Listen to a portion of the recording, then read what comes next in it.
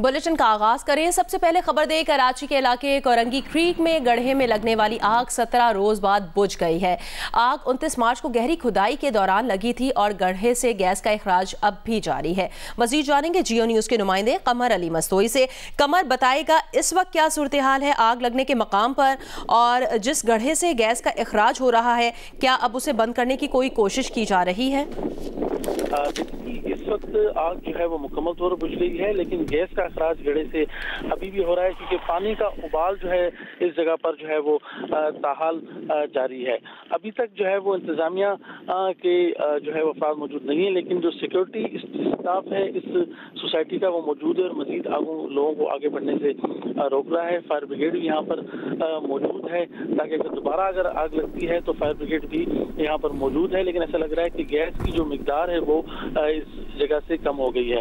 17 रोज कबल रिहायशी सोसाइटी की जानिब से जब बोरिंग की जा रही थी तो इस दौरान अचानक गैस का इखराज शुरू हुआ और उसके बाद जो है देखते ही देखते आग के इतने बड़े शोले जो है वो हो गए कि जो दूर दूर तक नजर आ रहे थे। मुख्तलिफ उस दौरान कोशिश की गई, तौर पर फायर ब्रिगेड की मदद से आग बुझाने की कोशिश की गई, लेकिन वो नहीं हुई, जिसके बाद जो है इस इलाके को कॉर्डन ऑफ किया गया। हुकूमत की जानिब से कमेटी भी तश्कील दी गई कि मीथेन गैस का पता लगाने के लिए भी कमेटी तश्कील दी गई और हाल ही में जो है वो अमेरिकन कंपनी की भी खिदमत हासिल की गई थी इस आग को बुझाने के लिए।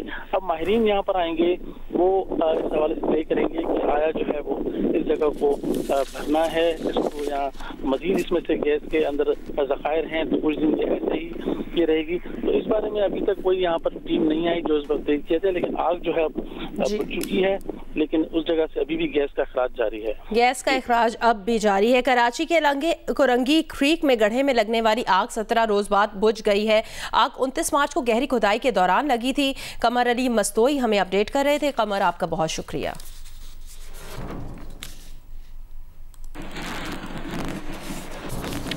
हुकूमत पंजाब ने पानी की तकसीम पर इरसा को खत लिख दिया है। खत में कहा गया कि रबी के सीजन की तरह अब खरीफ के सीजन में भी पंजाब से नाइंसाफी की जा रही है। पंजाब को हिस्से से कम और सिंध को हिस्से से ज्यादा पानी देने से किसानों में बेचैनी बढ़ रही है। नाइंसाफी पर मबनी इक़दाम से अमन व अमान का मसला पैदा हो सकता है। तफसील देखिए लाहौर से ब्यूरो चीफ रईस अंसारी की रिपोर्ट में।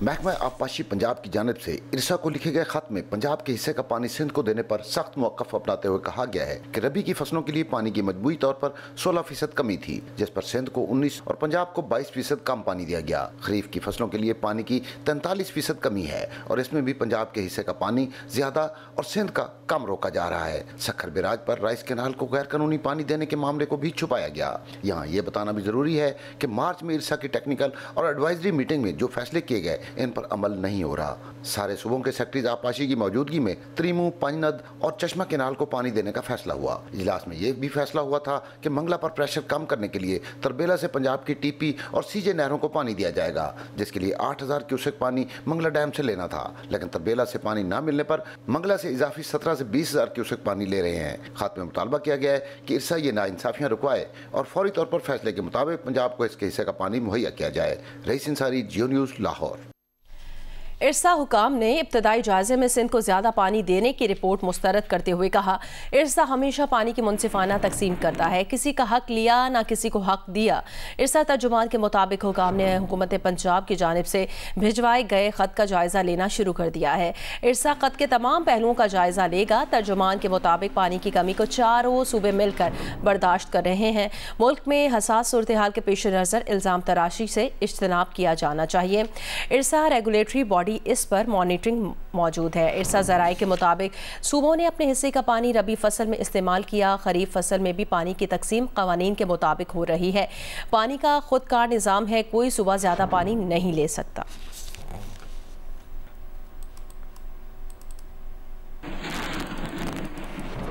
वज़ीर आबपाशी सिंध जाम खान चोरो ने कहा कि पंजाब की जानिब से इरसा को लिखे खत को सिंध मुस्तरद करता है। सिंध को 1991 के आबी मुआहदे के तहत इसके हिस्से का पानी दिया जाए। सिंध की कैनाल्स को रवां माह 10 दिनों में 62% पानी की किल्लत बर्दाश्त करनी पड़ी है। पंजाब की कैनाल्स को 54% पानी की किल्लत बर्दाश्त करना पड़ी है। सिंध में इस वक्त कपास और चावल की काश्त होनी चाहिए। हम सिर्फ पीने का पानी दे पा रहे हैं, जबकि इस वक्त पंजाब में गंदम की कटाई की जा रही है।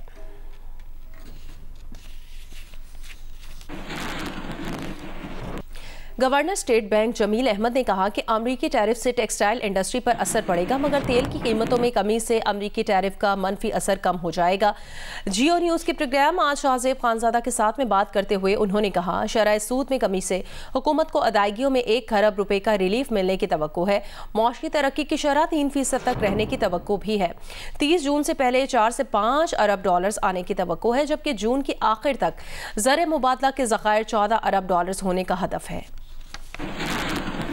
साल जब रमज़ान आता है तो उसमें हमारे पाकिस्तानी भाई जो है वो पहले से ज़्यादा कुछ आम महीनों से ज़्यादा रेमिटेंसेस भेज रहे हैं, तो एक तो वो फैक्टर तो अपनी जगह पे है, और उसके अलावा उनकी मेहनत और मैं समझता हूँ कि उनकी काविशों का भी बड़ा कंट्रीब्यूशन है, और हम यकीनन उनकी इन कोशिशों को बहुत सराहते हैं। उसके साथ साथ जो है वो आपने देखा कि चूँकि ज़्यादातर हमारे वर्कर्स गल्फ़ कंट्रीज़ में हैं, तो वहाँ पर इकनॉमिक एक्टिविटी जो है वो बेहतर चल रही है, और उसमें प्रोजेक्ट्स वगैरह नए लग रहे हैं, और नंबर ऑफ़ वर्कर्स जो हैं वो हमारे काफ़ी गए हैं गल्फ़ कंट्रीज़ के अंदर। तो यूएई और सऊदी अरेबिया दोनों के रेमिटेंसेस काफ़ी बड़े हैं। और लेकिन इसके साथ साथ कुछ फैक्टर जो दूसरे भी हैं। एक तो हमने इंसेंटिव स्कीम जो गवर्नमेंट की तरफ से जो रिवाइज़ की थी, तो इस साल का इंसेंटिव स्ट्रक्चर जो है वो बहुत बेहतर है as compare to previous year. उसका रिज़ल्ट ये है कि जो रेमिटेंसेस कुछ जो है वो इनफॉर्मल चैनल से आते थे, तो वो कुछ डाइवर्ट हुए हैं। और उसके साथ साथ जो है वो आपने देखा होगा कि हमारा जो है वो ओपन मार्केट का रेट और इंटर बैंक का रेट जो है उसमें पहले जो गैप होता था, वो गैप भी अब काफ़ी कम हो चुका। तो उसकी वजह से भी इसमें काफ़ी जो है वो बेहतरी आई है, और लोग ज़्यादातर जो है वो फार्मल चैनल्स को यूज़ कर रहे हैं, बैंकिंग चैनल के ज़रिए जो है वो रेमिटेंसेस आ रही हैं, और उसके नतीजे में जो रेमिटेंसेस का जो फ्लो है वो काफ़ी बेहतर हुआ है। मुल्क की तारीख में पहली बार बैरून मुल्क पाकिस्तानियों के एक माह में 4 अरब डॉलर से जायद की रकम पाकिस्तान भेजी, जो तरसीलात ज़र का नया रिकॉर्ड है। वज़ीर आज़म शहबाज शरीफ ने बैरून मुल्क पाकिस्तानियों से इज़हार तशक्कुर करते हुए कहा कि उन समेत पूरी कौम को अपने मेहनतकश समंदर पार पाकिस्तानियों पर फ़ख्र है। रवां माली साल अब तक तरसीलात ज़र मजमूई तौर पर 28 बिलियन डॉलर तक पहुँच गई हैं। हुकूमत बैरून मुल्क मुक़ीम पाकिस्तानियों को तमाम सहूलियात फराहम करने के लिए पुरअज़्म है। दूसरी जानिब governor State Bank Jamil Ahmed ने कहा, रिकॉर्ड तरसीलात ज़र की वजह से रवां माली साल की तरसीलात ज़र 38 अरब डॉलर्स रहने की तवक्को है। महंगाई बढ़ने की शरह में इजाफा होगा, लेकिन माली साल के इख्तिताम पर तवक्को के मुताबिक महंगाई 5 से 7% के दरमियान रहेगी।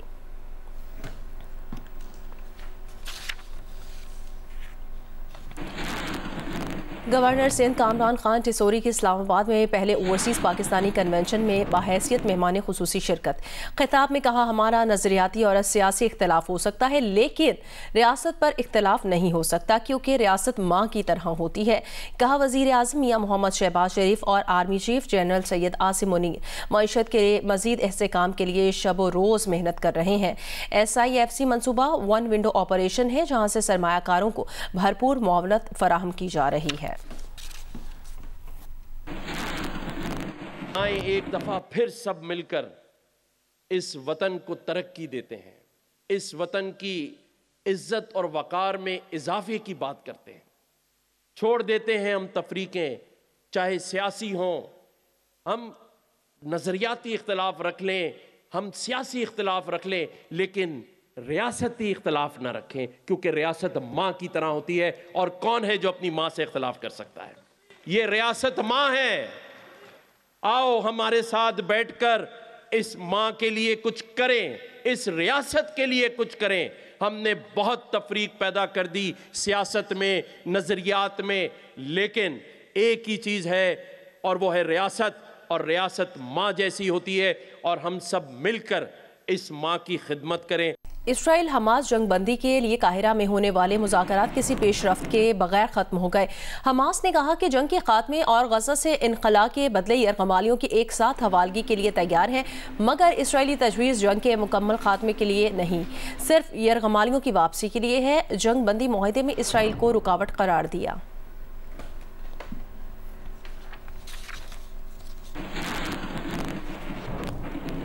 कौमी असम्बली ने गजा पर इसराइली हमलों के खिलाफ करारदाद मुतफ़िक़ा तौर पर मंजूर कर ली। तमाम सियासी जमातें गजा की हिमायत में यकज़बान हो गईं। करारदाद में फ़लस्तीनियों से यकजहती का इजहार करते हुए वहशियाना इसराइली हमलों की शदीद मज़म्मत की गई। रिपोर्ट करेंगे आसिफ बशीर चौधरी। पाकिस्तान एक बार फिर निहत्ते और मजलूम फलस्तीनियों की आवाज बन गया। अपोजिशन के मुतालबे पर स्पीकर कौमी असम्बली अयाज सादिक ने वक्फा सवालात मौखर करके मसला फलस्तीन को ऐवान में ज़ेरे गौर लाकर मुश्तरका करारदाद पेश करने पर बहस कराई। तमाम सियासी जमातों ने इत्तफाक किया और वजीर कानून आजम नजीर तारड़ ने करारदाद पेश की, जिसे कौमी असम्बली ने मुत्तफिका तौर पर मंजूर कर लिया। करारदाद में फलस्तीनियों से इजहार यकजहती, गाजा से इसराइली मकबूजा फोर्सेज की फौरी वापसी और आलमी बरादरी से फलस्तीन को अक़वाम मुत्तहिदा का बाकायदा रुकन तस्लीम करने का मुतालबा किया गया है। वजीर कानून आजम नजीर तारड़ ने कहा कि इसराइल ने फलस्तीन में जुल्म की नई तारीख रकम कर दी है। फलस्तीनी अवाम को अक़वाम आलम की मदद की जरूरत है। बैरिस्टर गौहर ने कहा कि इस वक्त गजा में कुछ नहीं बचा, 61,000 अफराद शहीद हो चुके। अली मोहम्मद खान ने मसला फ़लस्तीन पर पार्लियामेंट का मुश्तरका इजलास बुलाने का मुतालबा किया। पीपल्स पार्टी के अब्दुल कादिर पटेल ने कहा कि इसराइल सिर्फ बद्दुआओं से तबाह नहीं होगा, उम्मत मुस्लिमा को अमली इक़दामात करना होंगे। वफाकी वज़ीर इत्तलात अताउल्लाह तारड़ ने कहा कि फ़लस्तीन के मसले पर पूरी कौम मुत्तहिद है और हमें इस मामले पर सियासत से गुरेज करना चाहिए। वफाकी वज़ीर सैयद मुस्तफ़ा कमाल ने कहा कि हुकूमत 100 ज़ख्मी फ़लस्तीनी बच्चों को बमा अहले खाना पाकिस्तान मुंतकिल करे और उन्हें इलाज मुआलजे की सहूलियात मुहैया करे। कौमी असम्बली से मुत्तफिका करारदाद पास होने के बाद कौमी असम्बली का इजलास गैर मुअय्यना मुद्दत तक मुलतवी कर दिया गया। आसिफ बशीर चौधरी, जियो न्यूज़, पार्लियामेंट हाउस, इस्लामाबाद। अभी आगे बढ़े, आपको खबर दें, अमरीकी अखबार वाशिंगटन पोस्ट ने पाकिस्तान के इस दावे की तस्दीक कर दी है कि पाकिस्तान में होने वाले दहशतगर्द हमलों में अफगानिस्तान में छोड़ा गया अमरीकी असलहा इस्तेमाल हो रहा है।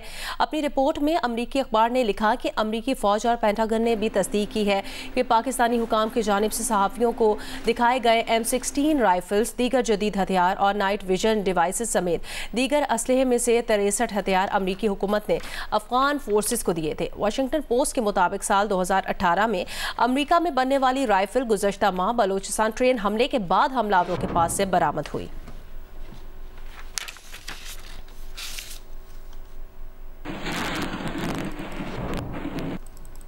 अमेरिका के साथ टैरिफ मुज़ाकरात में रेकोडिक मंसूबा मुमकिना तरगीब हो सकता है। $9 अरब के इस मंसूबे के डायरेक्टर का कहना है कि रेकोडिक ट्रंप से मुआहिदा तय करने के लिए दरकार तमाम अहम निकात पर पूरा उतरता है। मगरबी मीडिया रिपोर्ट के मुताबिक रेकोडिक के प्रोजेक्ट डायरेक्टर टिम किर्ब का कहना है कि इस्लामाबाद की जानिब से अमेरिका के जवाबी टैरिफ को 29% से कम करने की कोशिश जारी है और जब देखा जाए कि ट्रंप इंतजामिया इन टैरिफ के जरिए क्या हासिल करना चाहती है तो रेकोडिक वाकई हर लिहाज से मौजू तरगीब है। इसहाकडार से टैरिफ पर होने वाली फ़ोन कॉल में अमरीकी वज़ीर ख़ारजा मार्को रूबियो ने अहम मादियात के मामले में ताउन बढ़ाने के इम्कानात पर बात की थी। अमरीका ने हालिया दिनों में ग्रीनलैंड और कॉन्गो के साथ मिनरल डील्स पर बातचीत की और उज़्बेकिस्तान के साथ कानकरी का मुआहिदा भी किया है।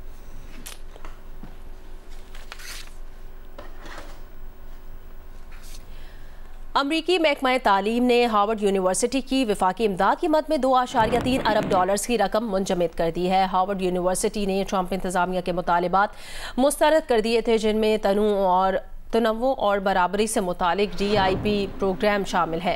हार्वर्ड यूनिवर्सिटी ने मुलाजमतें देने के अमल को असर नौ तरतीब देने और कवानीन तोड़ने वाले बैनुल अक़वामी तलबा से मुतालिक हुकूमत को आगाह करने से भी इनकार कर दिया था।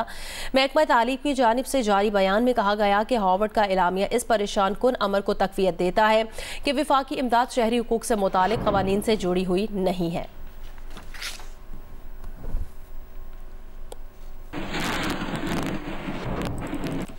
तर्जुमान ईरानी वज़ारत ख़ारजा ने कहा कि ईरान अमरीका मुज़ाकरात का दूसरा दौर ओमान में होगा। इससे पहले दोनों ममालिक में 12 अप्रैल को ओमान में जौहरी मुज़ाकरात का आगाज़ हुआ था।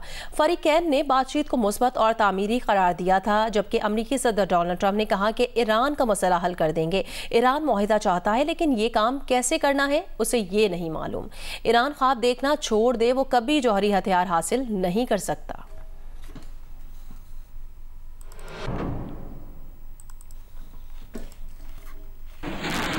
ICC विमेन वर्ल्ड कप क्वालिफायर्स में पाकिस्तान टीम की शानदार कारकर्दगी वेस्ट इंडीज़ को भी 65 रन से हरा दिया। मुसलसल तीसरी फतह के साथ पाकिस्तान की मेगा इवेंट तक रसाई के इम्कानात इंतहाई रोशन हो गए हैं।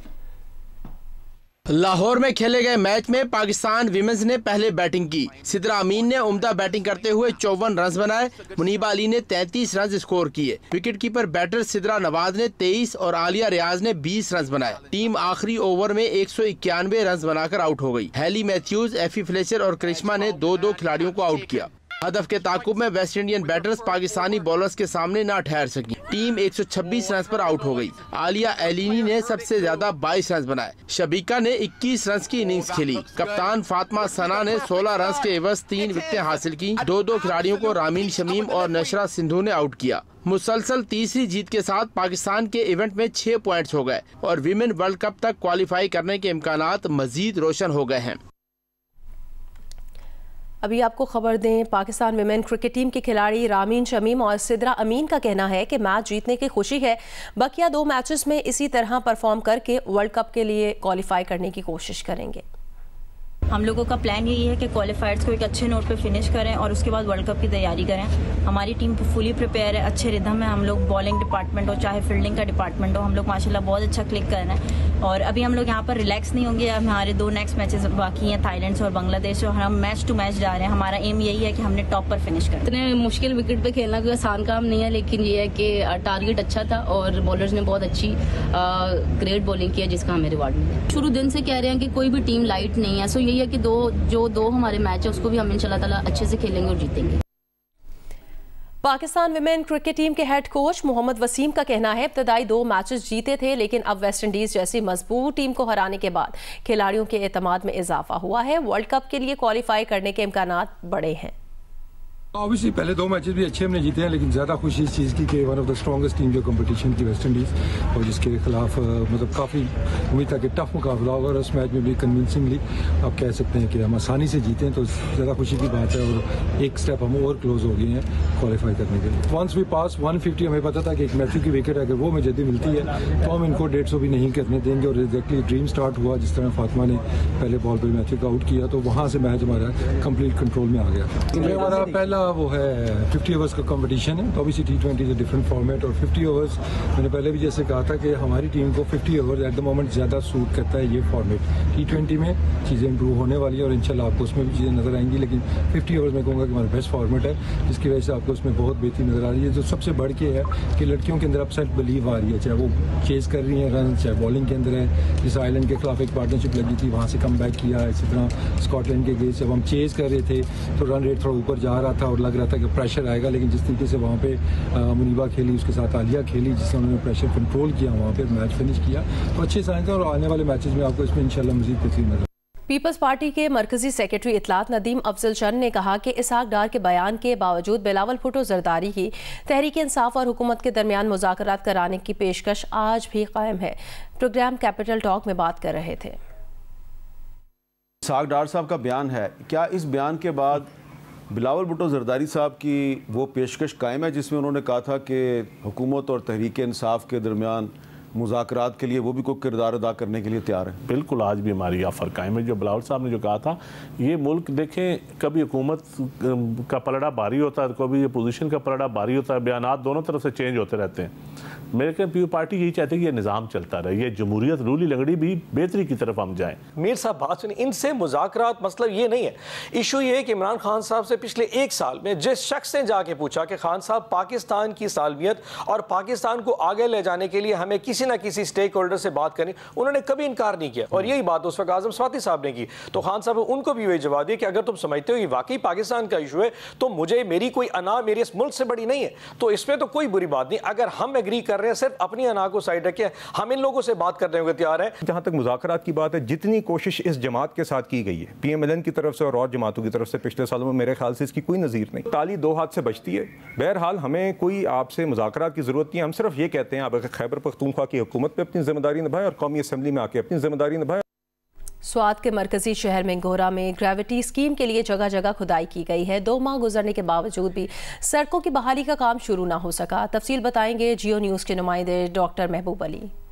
बिल्कुल, आज से 2 साल कबल स्वात के सबसे बड़े शहर मिंगोरा के लिए दरियाई स्वात से पानी पहुंचाने के लिए यहाँ पर एक ग्रेविटी स्कीम का आगाज़ कर दिया गया, जिसके तहत स्वात के मरकजी शहर मिंगोरा में जगह जगह पर खुदाई की गई और यहाँ पर पानी के जो पाइप है वो बिछाए गए। तहम जब यहाँ पर पाइप बिछाए गए तो उसके बाद जो यहाँ पर जगह जगह पर खुदाई की गई, जहाँ पर जो जगह जगह पर गड्ढे पड़ गए हैं, उसके बाद इसकी दोबारा फिलिंग नहीं हुई है, जिसके बाइस न सिर्फ गाड़ी चलाने वाले लोगों को मुश्किलात का सामना है, बल्कि साथ ही पैदल चलने वाले लोगों के लिए मुश्किलात का सामना है और ट्रैफिक जाम जो है वो मामूल बन गया है। मकामी लोगों ने हुकूमत से मुतालिबा किया है कि जहाँ जहाँ पर ये गड्ढे हैं या सतह नामवार जो है वो रह गई है तो उसको फौरी तौर पर बहाल किया जाए, ताकि अमदोरफ्त में भी आसानी हो और लोगों को ट्रैफिक के मसाइल से भी छुटकारा मिल सके। जी।